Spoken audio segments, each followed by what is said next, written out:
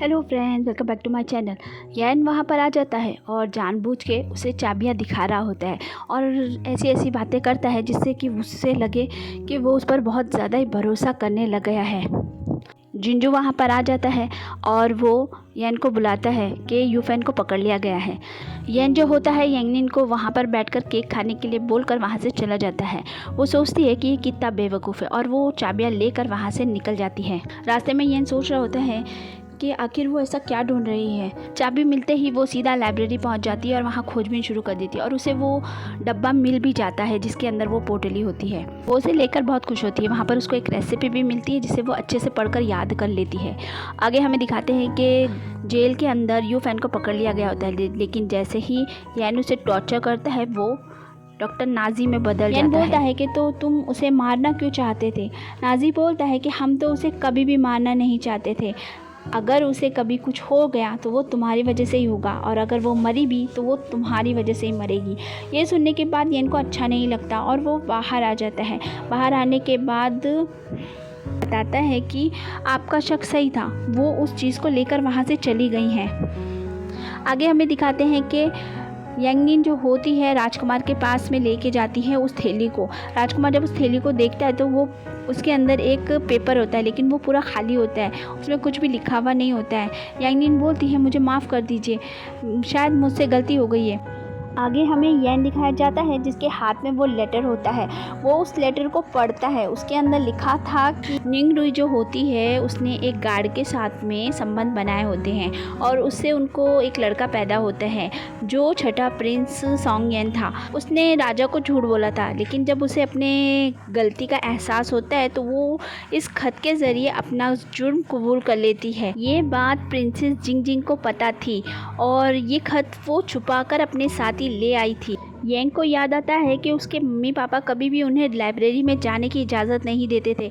शायद इसी की वजह से वो सोचता है कि इसमें मेरी माँ का तो कोई दोष है ही नहीं। जिंजू आइलैंड मास्टर से बोलता है कि आखिर इस खत में क्या लिखा है।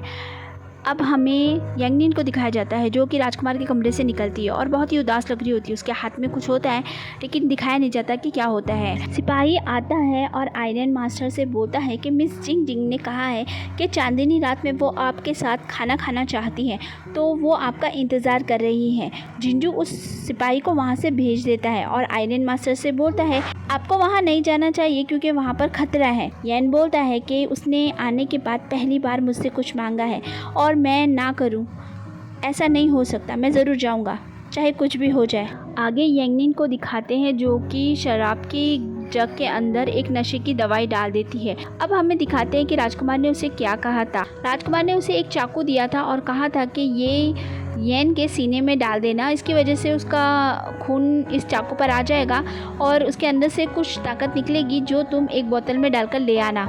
यांगनिन राजकुमार से बोलती है कि वो बुरा इंसान नहीं है, तो राजकुमार को गुस्सा आ जाता है और वो उसको झंझोड़ देता है, लेकिन फिर वो शांत हो जाता है और बोलता है कि तुम उसकी बातों में मत आओ, वो जितनी अच्छी बातें करता है वो उतना अच्छा है नहीं। राजकुमार कहता है कि मैं तुम्हें पसंद करता हूँ, तुम ये बात जानती हो ना कि मैं तुम्हारा बुरा नहीं चाहूँगा। ये सारी बातें वो सोच ही रही थी कि तभी यैन वहाँ पर आ जाता है। यैन उसे नर्वस देखकर अपना जैकेट उतार कर उसे ओढ़ा देता है और बोलता है कि यहाँ बहुत सर्दी है और वो जाकर उसके बाजू में बैठ जाता है। उसके हाथ को थामते हुए कहता है कि फ़िक्र मत करो, सब ठीक होगा। यांगनिन जो होती है शराब 2 ग्लास में डालती है, लेकिन वो अलग अलग तरीके की होती है। यैन उसे बिना सोचे समझे पी लेता है। उसे पता था कुछ गलत है, लेकिन फिर भी वो उससे दूसरा ग्लास मांग लेता है, लेकिन यांगनिन उसे नहीं देना चाहती थी, इसलिए वो उसे मना कर देती है कि ज़्यादा शराब पीने से सेहत ख़राब हो जाती है। तो वो बोलता है कि कुछ नहीं होगा, लेकिन तभी वो बेहोश हो जाता है। यांगनिन सोच में पड़ जाती है कि मुझे क्या करना चाहिए। वो उस चाकू को निकाल कर उसके करीब आती है, लेकिन वो ऐसा करना नहीं चाह रही थी, इसलिए वो फिर से मुड़ने लगती है। तभी यैन उठ जाता है और उस चाकू को पकड़ लेता है और कहता है कि अपना काम पूरा करो, और ये कहते हुए वो चाकू अपने सीने में ले लेता है। उसका खून लगते ही चाकू चमकने लगता है और इसके अंदर से कुछ निकलता है। वो उस चीज़ को अपनी एक डब्बी में ले लेती है। अब येन को दिखाते हैं जो कमरे में होता है और बहुत ही ज़ख्मी हालत में होता है। जिंजू बोलता है कि डॉक्टर को बुलाएं, लेकिन वो मना कर देता है और कहता है कि ये बात किसी को भी पता नहीं चलनी चाहिए कि मुझे चोट लगी है या मैं ज़ख्मी हूँ।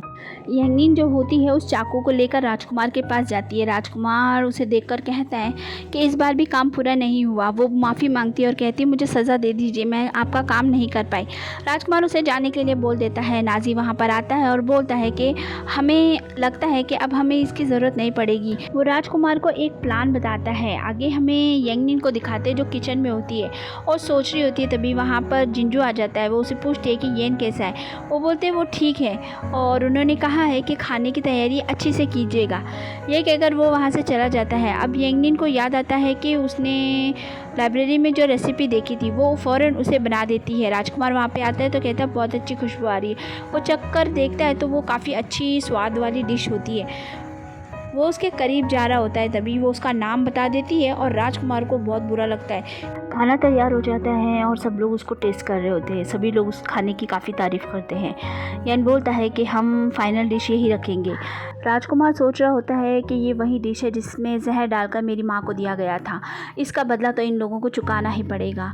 येन बोलता है कि कल के लिए हमने सब तैयारियां कर ली हैं, तो आप खुश हैं? राजकुमार कहता है कि हाँ, मैंने भी सब तैयारी कर ली। ये कहकर वो वहाँ से चला जाता है। येन की तबीयत अचानक ख़राब हो जाती है क्योंकि नाजी ने उसे कुछ किया होता है।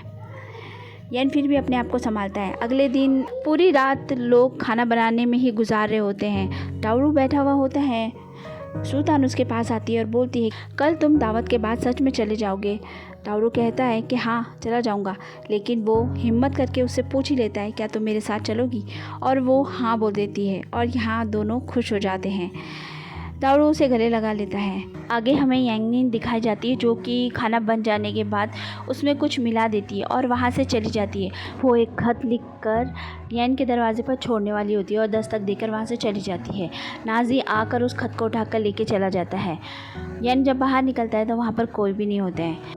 नाजी जो होता है राजकुमार के पास खत लेके जाता है और वो बताता है कि उसने जहर नहीं डाला। राजकुमार बोलता है मुझे ऐसा लग रहा था। नाजी कहता है मैंने जहर डाल दिया है, आप फिक्र मत करो। नाजी के हाथ में खत देकर राजकुमार ले लेता है। राजकुमार जब उस खत को पढ़ता है तो उसमें यंगनिन ने सारी बातें लिख दी होती है। ये पढ़कर राजकुमार को बहुत ही ज़्यादा गुस्सा आ जाता है। यंगनिन कमरे में लेटी हुई होती है। राजकुमार वहाँ पर जाता है और उसे कहता है कि तुमने धोखा दिया। ये सुनते ही वो बैठ जाती है और कहती है कि नहीं, मैंने ऐसे कुछ नहीं किया। राजकुमार उससे वो जहर की बोतल मांगता है और सभी साइड में पड़ी हुई टेबल को गिरा देता है और वहाँ से वो जहर की बोतल को उठा लेता है और कहता है कि तुमने आखिर अपना रंग दिखा दिया ना, तुमने मुझे धोखा दिया और तुमने वो जहर नहीं डाला। मैं तुम्हें कितना पसंद करता हूँ, लेकिन तुमने मेरे साथ धोखा कैसे कर दिया? ये सुनने के बाद यंगनिन खड़ी हो जाती है और कहती है कि वो एक अच्छा इंसान है और मैंने तुम्हें किस बात का धोखा दिया, तुम तो मेरा ही फ़ायदा उठा रहे हो। ये सुनकर वो उस पर गुस्सा करना चाह रहा था, लेकिन राजकुमार यंगनिन को दो ऑप्शन देता है, या तो वो सारे खाने में जहर मिला दे या फिर सिर्फ येन के खाने में जहर मिला दे। ये सुनने के बाद वो उस जहर को खुद ही पीने लग जाती है। राजकुमार उस जहर को फेंक देता है और उसे बोलता है कि तुम्हारी हिम्मत कैसे हुई ऐसे करने की। राजकुमार जो होता है सिपाहियों को बुला लेता है और यंगनिन को पकड़वाना चाहता है। नाजी वहाँ पर आ जाता। नाजी बोलता है ऐसा मत करिए। राजकुमार सिपाहियों को वापस भेज देता है। नाजी बोलता है कि जो हमें चाहिए वो यंगनिन के अंदर है। ये सुनकर राजकुमार कहता है क्या सच में? नाजी बोलता है कि अब मुझ पर छोड़ दीजिए और आप चाहिए यहाँ से। अगले दिन सुबह का सीन दिखाया जाता है जब सारे लोग जमा हो गए होते हैं राजा और रानी के इंतज़ार में। राजा रानी जब वहाँ पर आते हैं तो सभी उनके आदर और सम्मान में वहाँ पर अपना सर झुकाते हैं। राजा रानी को अंदर ले जाया जाता है जहाँ पर दावत का इंतज़ाम होता है। राजा बोलते हैं कि पुराने मास्टर भी बहुत ही ज़्यादा अच्छे और नेक इंसान थे। वो काफ़ी तारीफ़ कर रहे होते हैं हावयन के पापा की। हावयन बोलता है कि हम भी पूरी कोई कसर नहीं छोड़ेंगे। जिंजू आकर येन को बताता है कि किचन फेरी नहीं मिल रही है, वो गायब है कल रात से ही। आगे नाजी जो होता है यूरे को पेड़ के वहीं ले गया होता है और बहुत ही ज़्यादा तकलीफ़ दे रहा होता है। वो उसके अंदर से उस ताकत को निकालने की कोशिश कर रहा होता है। यहाँ पे दिखाते हैं कि खाना आ जाता है। खाने को देखकर राजा बहुत ही ज़्यादा खुश होता है। राजकुमार कहता है कि ये सारी डिश आपके ही लिए बनाई गई है। राजा बोलता है ये तो बहुत अच्छी लग रही है और राजा उसे खाने वाला होता है। तभी एक सिपाही दौड़ता हुआ आता है और राजकुमार के कान में कुछ बोलता है। राजकुमार फ़ौरन खड़ा हो जाता है और कहता है कि खाने में जहर है और राजा को खाने नहीं देता है। ये सब सुनकर सारे लोग चौंक जाते हैं। वो सिपाही सामने बैठ जाता है और कहता है कि हाँ महाराज, इस खाने में जहर है। दाऊरो और बाकी सारे शेफ़ उसके पीछे आकर बैठ जाते हैं और राजा से कहते हैं कि ऐसा हो ही नहीं सकता, हमने एक एक खाने की जांच की थी, खाने में जहर नहीं है महाराज। वहाँ दूसरी तरफ यूरी को दिखाया जाता है जो कि कैद में होती है और नाजी जो है उसके अंदर से वो फूल निकाल लेता है और उस चाकू के अंदर पूरी ताकत को भर लेता है और वहाँ से गायब हो जाता है। आगे खाने की जांच होती है और खाने में कोई जहर नहीं होता है। ये देखकर राजकुमार टेंशन में आ जाता है कि ये क्या बात हुई, खाने में तो जहर था, ये क्या बोल रहा है कि इसमें जहर है ही नहीं। सबको राहत महसूस होती है। राजकुमार सोच में पड़ जाता है तो यैन खड़ा होता है और बोलता है कि मुझे पता था ऐसे ही कुछ होने वाला है, हमने खाने पर पूरा ध्यान रखा था, इसलिए जब हमें शक हुआ कि एक आदमी उसमें कुछ मिला रहा है तो हमने उस खाने को फेंक दिया और उसकी जगह हमने नया खाना बनाया, इसलिए ये खाना बिल्कुल सही है और आपके सेहत के लिए कोई नुकसानदायी नहीं है। राजा बोलता है कि आखिर क्या वजह थी, तो यैन जो होता है राजा को उस खत के बारे में सब कुछ बता देता है। राजा बोलता है कि ठीक है, वो मुझे दिखाओ। तभी वो सिपाही जो है वो खड़ा हो जाता है और कहता है ये सब मेरी वजह से हुआ है और मेरी गलती है, और वो अपनी गर्दन काट लेता है वहीं पर। राजकुमार कहता है कि ये सब कुछ मेरी ही गलती है, मैंने ही ध्यान नहीं दिया, आप जो सज़ा देना चाहते हैं मुझे दे सकते हैं। राजा बोलता है कि मुझे वो देखना है। यैन अपने पॉकेट में से निकाल कर वो खत वाली थैली राजा साहब को दे देता है। राजकुमार ये देखकर बहुत ही चौंक जाता है। तो फ्रेंड्स, वीडियो हो जाता है यहीं पे ख़त्म। इसका अब एक लास्ट पार्ट बचा है, वो भी मैं जल्दी शेयर करूँगी। चैनल पे नए हैं तो चैनल को सब्सक्राइब करना बिल्कुल भी मत भूलिए। मिलती हूँ नेक्स्ट वीडियो में, तब तक के लिए बाय बाय।